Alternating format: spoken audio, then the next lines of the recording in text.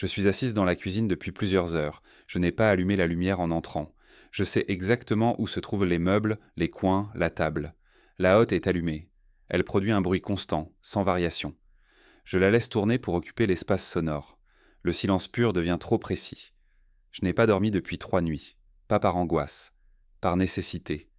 Quand on arrive à un certain point, dormir n'aide plus à rien. Le corps fonctionne sans, par habitude. Tout est prêt. Il n'y a plus de détails à vérifier. J'ai vérifié chaque chose suffisamment de fois pour savoir qu'une répétition supplémentaire ne changerait rien. Avant d'éteindre cette lumière, avant de quitter cet endroit comme on ferme un dossier définitivement classé, je veux enregistrer les faits. Pas pour être comprise, pas pour être pardonnée, pour que les choses aient un ordre. Ce que j'ai déjà fait ne peut plus être annulé. Ce que je ferai ensuite n'ajoutera rien d'essentiel. Je m'appelle Claire Moreau. J'ai 39 ans. Je vis à Lyon, dans un appartement situé au 3e étage d'un immeuble construit au début des années 60. Il n'y a pas d'ascenseur. Les marches sont étroites, usées au centre. Les murs sont fins. On entend les voisins parler au téléphone, tirer l'eau, déplacer des chaises. Je reconnais leurs horaires sans connaître leur visage. Pendant longtemps, ma vie était instable, pas intéressante. Stable. Je travaillais comme chargée administrative dans une petite société de conseil fiscal, à proximité de la Part-Dieu. Je m'occupais des dossiers clients, des tableaux de suivi, des déclarations. Je savais exactement quoi faire et quand le faire. Je ne prenais aucune initiative inutile. Je respectais les procédures. Mon salaire était de 2 300 € net par mois. Après le loyer, les charges, l'assurance et la nourriture, il me restait environ 400 €. Je les mettais de côté systématiquement. Je tenais un fichier précis avec toutes les entrées et sorties. Les chiffres m'apaisaient. Je me levais tous les jours à 6h40, jamais plus tôt, jamais plus tard. Douche rapide, eau tiède, café sans sucre, toujours dans la même tasse fendue. 2 tartines. Je quittais l'appartement à 7h20. Le tram T3 arrivait à 7h28.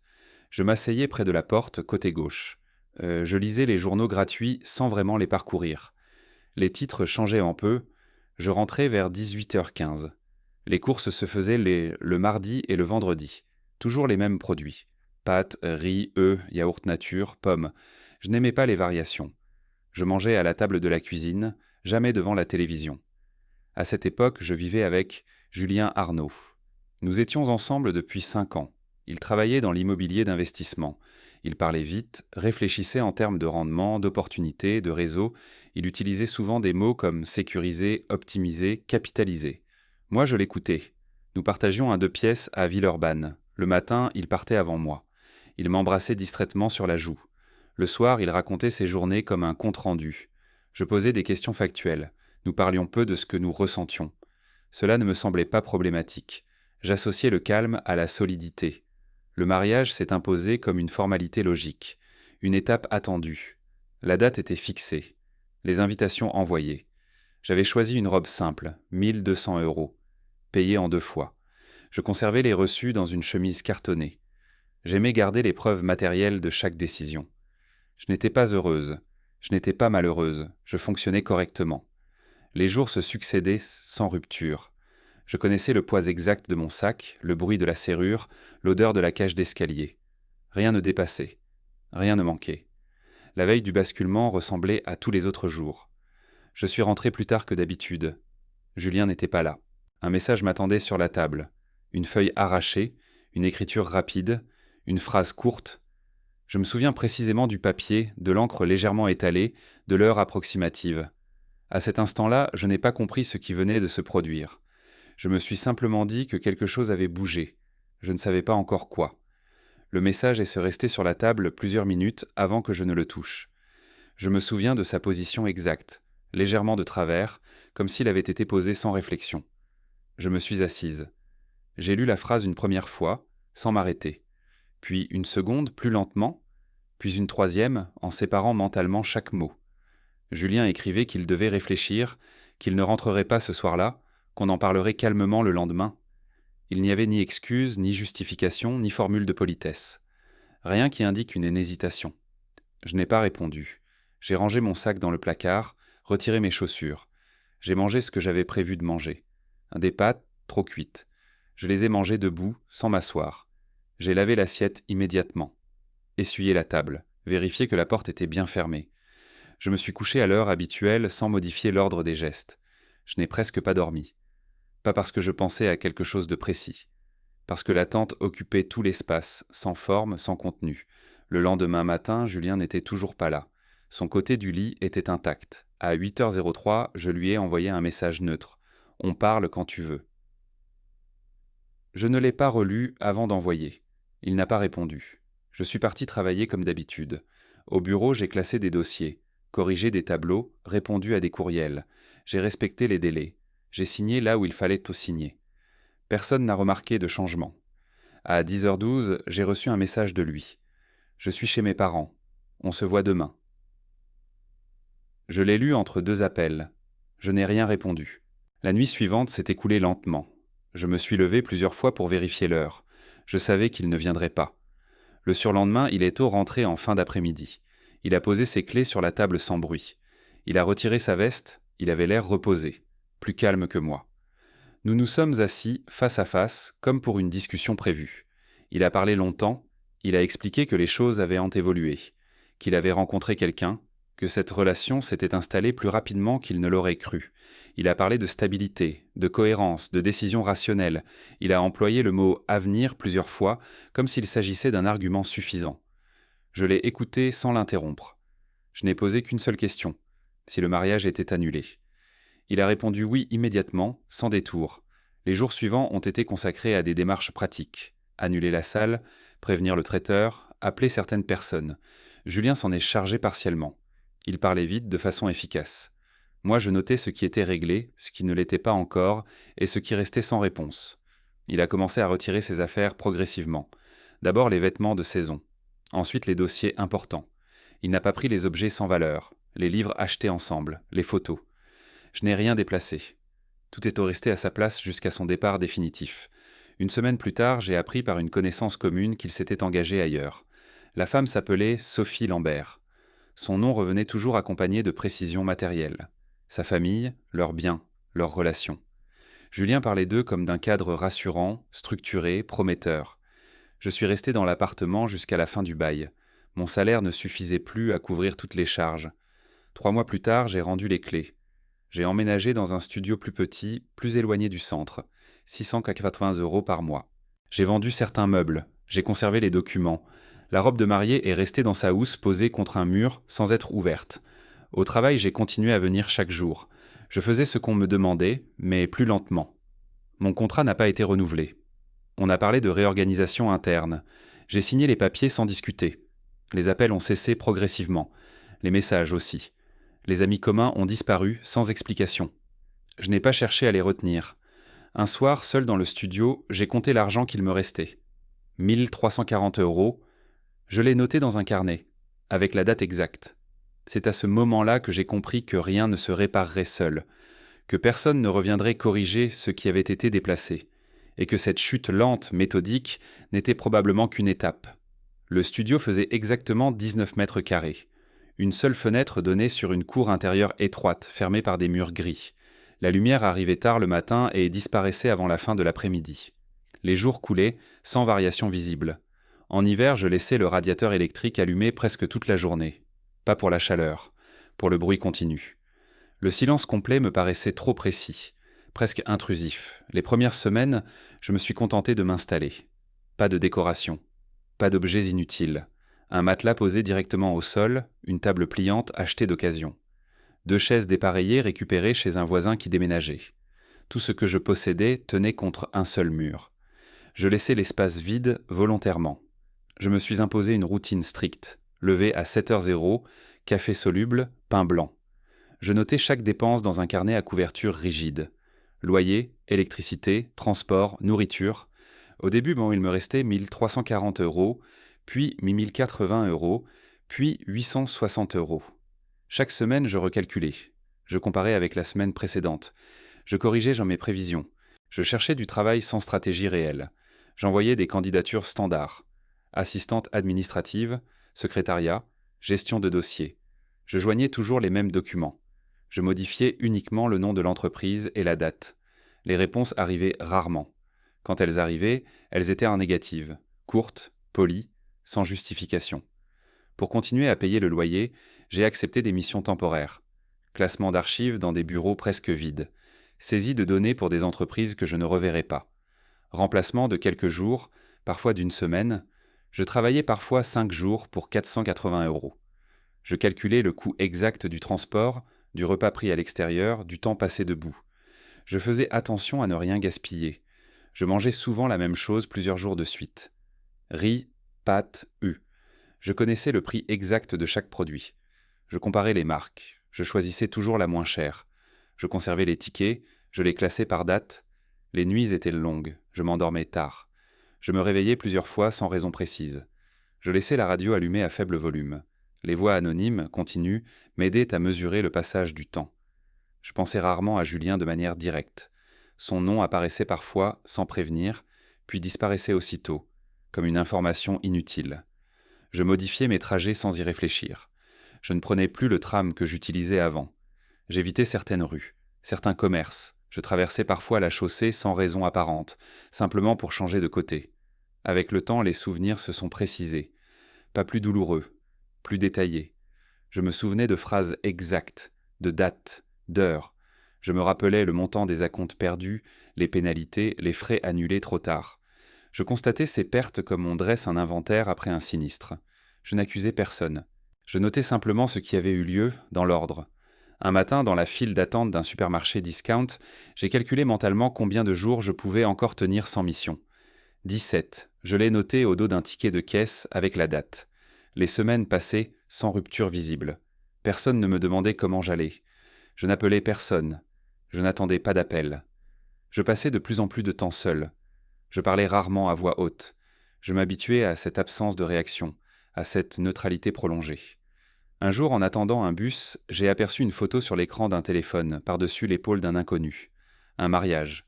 Je n'ai pas reconnu immédiatement les visages. Puis j'ai vu Julien. Costume sombre, sourire maîtrisé. À côté de lui, Sophie Lambert. Robe claire. La date affichée était récente.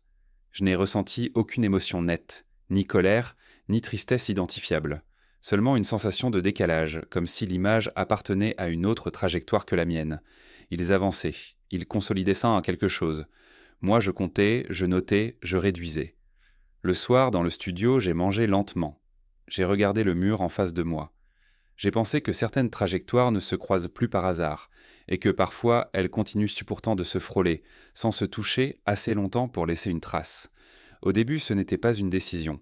C'était une dérive lente, presque mécanique, comme une habitude qui se forme sans qu'on la valide. Le nom de Julien revenait dans des endroits qui n'avaient rien à voir avec lui. Une conversation entendue dans un tram, un courriel mal adressé dans une boîte générique, une affiche immobilière où je reconnaissais le vocabulaire qu'il utilisait. Je ne cherchais pas à le retrouver. Je constatais seulement que son existence continuait à se glisser dans la mienne par fragments. Un soir, après une mission de 3 jours dans un cabinet comptable, je suis rentré tard. J'ai mangé du riz froid. J'ai laissé l'éclairage de la cuisine éteint. Puis j'ai ouvert mon ordinateur portable. Il était lent, bruyant, et le ventilateur lançait de petites vibrations contre la table. Je l'utilisais pour envoyer des candidatures, consulter mon compte bancaire, imprimer des documents, rien de plus. Cette fois-là, j'ai tapé son nom dans un moteur de recherche, sans réfléchir à la suite. Les résultats étaient les prévisibles. Un profil professionnel à jour, une photographie récente, costume sombre, sourire maîtrisé. Des mentions de projets, de partenariats, de développement. Son nom apparaissait aussi dans des articles locaux, jamais en première ligne, mais suffisamment pour dire qu'il était installé. Je n'ai pas été surprise. J'ai fermé la page, puis je l'ai rouverte. Les jours suivants, cela s'est répété, pas chaque jour.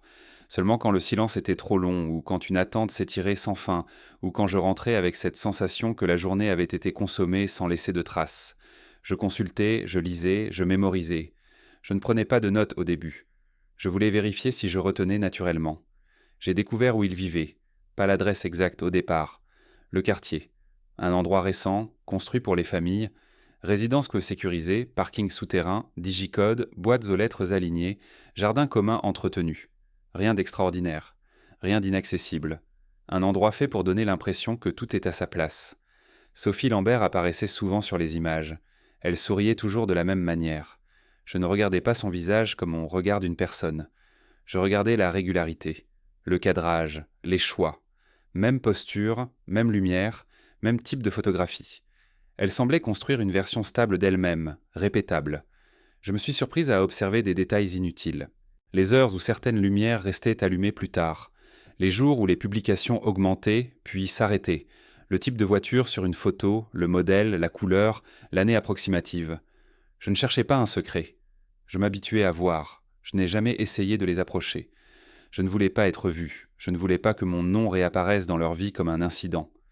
Je passais parfois dans leur quartier sans raison valable. Je marchais lentement, comme quelqu'un qui attend un rendez-vous. Je regardais les vitrines, je consultais mon téléphone pour donner l'impression d'une activité normale. Je repérais les entrées, les sorties, les caméras, les angles morts. Pas pour agir, pour comprendre comment l'endroit fonctionnait. Je continuais mon existence en parallèle. Les missions temporaires, les contrats courts, les heures non payées, les comptes à vérifier, les tickets à conserver. Je savais toujours combien il me restait sur mon compte, au centime près. Je calculais les écarts, j'ajustais mes dépenses, je vivais dans la réduction. Mais quelque chose avait changé dans ma manière d'observer le monde. Je faisais plus attention aux répétitions, aux horaires fixes, à ce qui se fait sans réflexion parce que personne ne pense être observé. Je me suis rendu compte que les gens protègent surtout ce qu'ils imaginent fragile. Ils ne protègent pas ce qu'ils considèrent comme acquis. Les habitudes, elles, restent ouvertes. Les certitudes laissent des portes non verrouillées. Je n'appelais pas cela une obsession. Je préférais le mot compréhension. Comprendre comment une vie se maintient, comment elle tient debout, sur quoi elle repose réellement, derrière les sourires et les photos propres. Je me souvenais de Julien parlant de sécurité, de stabilité, de structure solide. Il disait souvent que les choses sérieuses se construisent sur des fondations fiables. Je repensais à ces mots sans émotion. Je les évaluais comme on évalue une phrase technique. Un matin, en passant devant une vitrine, j'ai aperçu mon reflet. J'ai remarqué une chose simple, je m'arrêtais moins souvent pour respirer. Je regardais plus longtemps, comme si mon attention devait rester tendue, prête, même quand je ne faisais pour rien. Je n'avais toujours aucun projet défini, aucune action précise, seulement une accumulation silencieuse d'informations, une manière de remplir le vide avec des données. Je pouvais désormais reconstituer leur semaine à partir de détails dispersés. Je savais quel lieu revenait entre, quel visage aussi, quel nom se répétait autour d'eux. Le soir, dans mon studio, je faisais parfois la liste mentale de ce que je savais. Pas pour m'en servir, pour vérifier que je n'avais rien oublié. Comme on vérifie un inventaire avant de fermer un local. C'est à ce moment-là que j'ai compris que cette phase ne durerait pas indéfiniment, que l'observation, à force de se répéter, finit toujours par demander une suite, pas une idée spectaculaire, pas un geste brusque, une suite simple, logique, presque banale. Je ne savais pas encore laquelle, mais je savais que rester immobile n'était plus vraiment une option. Il m'a fallu du temps pour identifier ce qui posait réellement problème. Pas la trahison, pas le départ, pas l'argent perdu. Ces éléments existaient, mais ils n'étaient pas centraux. Ce qui me dérangeait, c'était la manière dont tout avait été reclassé après coup, réorganisé, intégré dans un récit cohérent qui effaçait les pertes inutiles. Julien n'avait rien détruit, il avait déplacé. Il avait pris ce qui pouvait être converti en stabilité et laissé le reste comme un coût secondaire, moi comprise. Je n'étais pas une erreur, je n'étais pas une victime. J'étais une variable. Cette constatation ne m'a pas provoqué de colère. Elle a simplement rétabli une logique. Pendant des années, j'avais cru que certaines choses étaient irréversibles par nature. Un engagement pris devant d'autres personnes, une promesse formulée publiquement, une trajectoire commune annoncée comme définitive. En réalité, rien de tout cela ne l'était. Ces éléments restaient en place uniquement tant qu'ils conservaient une valeur fonctionnelle. Julien n'avait pas menti, il avait optimisé. Il avait évalué une situation, calculé un rendement, identifié un meilleur point d'ancrage, puis déplacé sa trajectoire sans regarder ce qui restait derrière. C'était cohérent, c'était propre, c'était acceptable dans son système de valeurs. À partir de ce moment-là, j'ai cessé d'observer sans cadre, j'ai cessé de mémoriser sans organiser, j'ai cessé de regarder sans structurer. Je n'ai pas appelé cela un plan. Un plan suppose une intention finale claire. Je préférais le mot « processus », un enchaînement logique d'étapes dont chacune découle naturellement de la précédente. J'ai commencé par reprendre mes comptes avec précision. J'ai établi un seuil minimal de fonctionnement, un montant en dessous duquel je ne descendrais pas. J'ai calculé combien de temps je pouvais tenir sans interruption. Puis, j'ai cherché à allonger cette durée. J'ai accepté 2 missions supplémentaires, mal payées, administrativement lourdes mais régulières. Elles me donnaient une base stable, une prévisibilité minimale. Ensuite, j'ai réactivé certains contacts, pas directement, jamais frontalement. Anciens collègues, connaissances professionnelles croisées dans des contextes neutres. Je ne parlais jamais de Julien. Je posais des questions générales, sur les structures, sur les montages juridiques, sur les zones de friction habituelles dans certains types de projets. Je me suis inscrite à une formation courte, rien d'exceptionnel. Gestion documentaire avancée, audit interne de procédures. Les intitulés étaient nés techniques, les contenus précis. Ils m'apprenaient surtout à repérer ce qui ne devait pas attirer l'attention. J'ai commencé à conserver certaines informations. Pas tout, seulement ce qui revenait. Les mêmes noms, les mêmes sociétés intermédiaires, les mêmes délais anormalement compressés. Je ne cherchais pas une faute, je cherchais une répétition. Julien apparaissait souvent dans ces configurations. Pas comme décisionnaire, pas comme signataire final, comme un relais, un point de passage. Je ne voulais pas le punir, je ne voulais pas le confronter. Je voulais vérifier la solidité réelle de ce qu'il avait construit. Sa nouvelle vie reposait sur une idée simple. Tout peut être remplacé tant que le système reste fonctionnel. Je voulais tester cette hypothèse. J'ai fait des achats précis. Un téléphone secondaire, une clé USB chiffrée, un abonnement temporaire à des bases de données professionnelles. Rien d'illégal, rien de spectaculaire. Uniquement des outils. Je me suis déplacé, 2 villes, 3 rendez-vous, toujours sous mon nom, toujours de jour.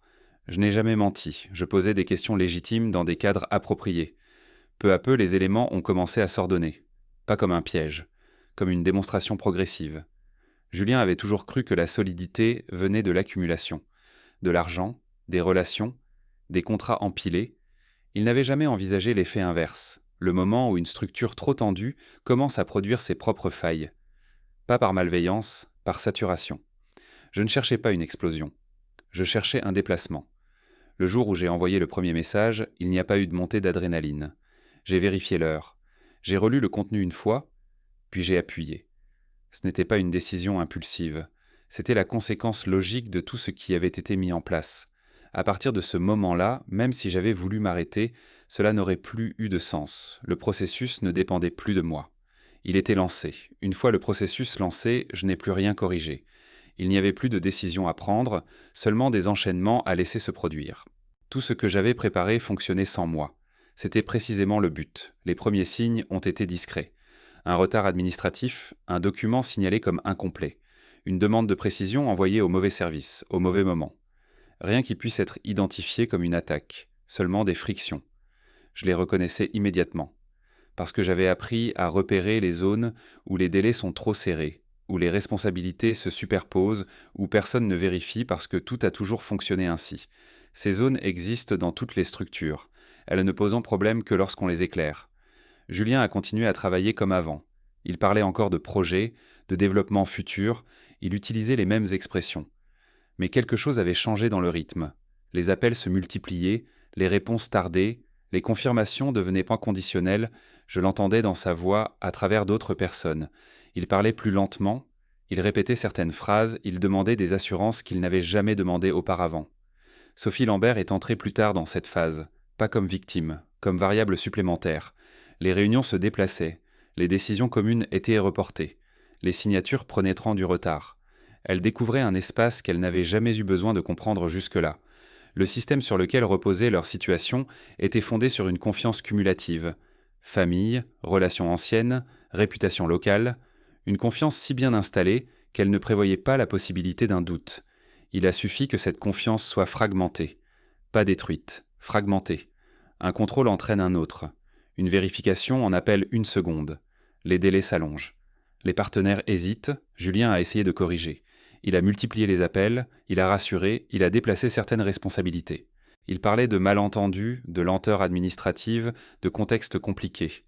Je ne l'ai jamais contacté, je n'ai jamais eu besoin de le faire. Tout se faisait à distance, sans confrontation, sans trace directe. Le moment précis où tout a basculé n'a rien eu de spectaculaire. Aucune scène, aucun éclat de voix, aucune accusation. Un contrat a été suspendu, puis un second. Un financement a été réévalué, puis retiré. Le mot temporaire revenait souvent. Il n'a jamais cessé d'être utilisé. Sophie Lambert a commencé à se retirer. D'abord de certaines décisions, puis de certains projets, puis des discussions elles-mêmes. Je l'ai vue faire exactement ce que Julien avait fait autrefois. Évaluer, comparer, optimiser, choisir ce qui restait viable. Le mariage n'a pas résisté à cette phase. Pas par scandale, par fatigue, par accumulation de retard, de tensions pratiques, de conversations ajournées. Julien a perdu plus qu'il ne l'a compris immédiatement. Pas seulement de l'argent, du crédit, du temps, une position intermédiaire qui lui permettait de naviguer sans être exposé. Ce type de position ne se reconstruit pas rapidement. Je n'ai ressenti aucune satisfaction identifiable en observant ses conséquences. Pas de soulagement, pas de victoire, seulement une confirmation méthodique. Les systèmes ne s'effondrent pas par vengeance. Ils s'usent, ils se rigidifient, puis ils cèdent sous leur propre poids. Quand tout a été terminé, je suis retourné dans ma cuisine, la même pièce, la même table, la lumière éteinte, la hotte allumée. J'ai regardé ce qui restait. Mon compte bancaire était stable, ma situation professionnelle inchangée. Mon corps fonctionnait normalement. Je n'avais rien gagné de visible, je n'avais rien perdu de plus. Julien ne m'a jamais appelé. Je ne sais pas s'il a compris. Je ne sais pas s'il a cherché à comprendre. Il est possible qu'il ait classé cet épisode comme une anomalie, un mauvais concours de circonstances, un moment défavorable. C'est ainsi que les choses deviennent supportables. Je ne me considère pas comme quelqu'un de différent aujourd'hui. Je continue à faire attention aux dépenses, je conserve les tickets, je note les chiffres, mais je ne crois plus aux trajectoires stables. Je crois aux structures temporaires, à ce qui tient tant que personne n'appuie là où ça fait déjà mal. Quand j'éteins la lumière, je ne ressens rien de particulier, ni vide, ni apaisement. Seulement la certitude que certaines décisions ne disparaissent jamais. Elles circulent, elles attendent, et qu'un jour, sans bruit, elles reviennent exactement là où elles peuvent encore agir.